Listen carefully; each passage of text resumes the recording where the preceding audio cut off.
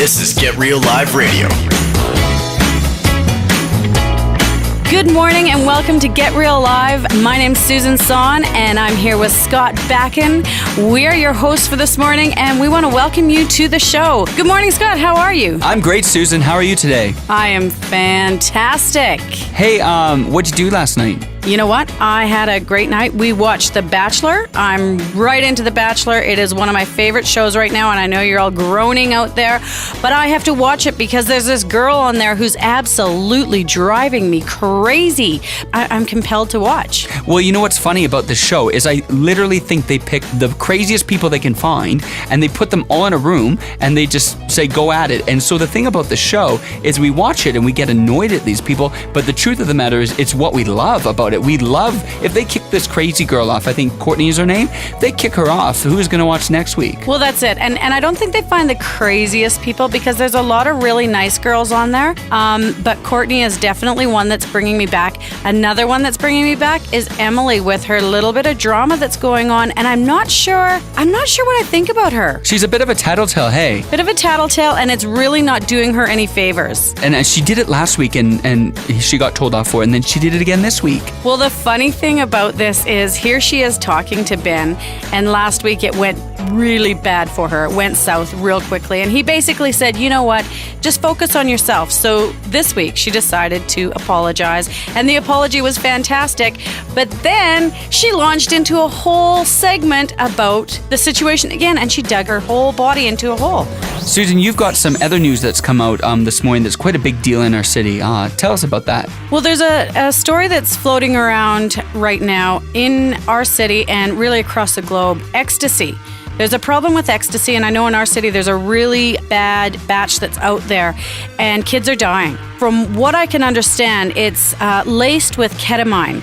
And ketamine is really what it is, from my understanding, is an animal tranquilizer. We're going to have Morgan Lawrence, who's going to join us and talk more about this. Morgan is a forensic psychologist and someone who really deals with kids on the other end of drugs and life-controlling issues. So he's going to come and join us and talk a bit more about this because we've got these kids who are dying, and it's a horrible situation.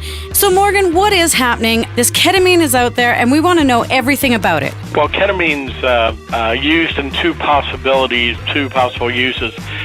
In very small amounts in the UK, it was used as a general anesthetic in birthing situations. But most of the real street ketamine that you see now is horse tranquilizers that are much, much stronger, of a higher concentration. In a bad situation, this is what's going to happen. This is going to cause neurological deficits because it's going to work on the myelin sheath covering the neurons in your brain. When you take away that myelin sheath, you have a number of different neurological deficits that can take place, but eventually moderate to not even heavy use, moderate use alone will lead to death.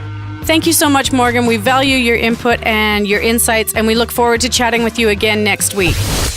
Okay, so Scott, the other night you and your wife, Jessica, were watching TV.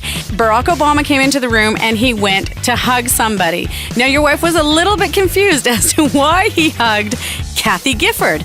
But it wasn't Kathy Gifford that he actually hugged. What was going on? Well, yeah, she came into the room and he was doing the State of the Union address, and he's walking through and people are clapping and cheering.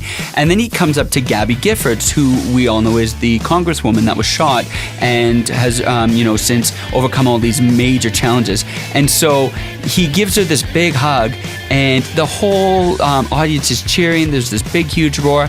And it was actually really an emotional moment. And I said to Jessica, I said, oh, wow, that was such an awesome moment when Barack Obama embraced Gabby Giffords. And she's just like, oh, that's good. But why was Kathy Lee there? And I said, Kathy Lee? No, Gabby Giffords, like the congresswoman that was shot. And she's like, oh, yeah, I thought that was weird that he was hugging Kathy Lee. So she didn't quite connect the dots that it was Gabby there, not Kathy. Yeah, because she thought I said Kathy Lee Gifford.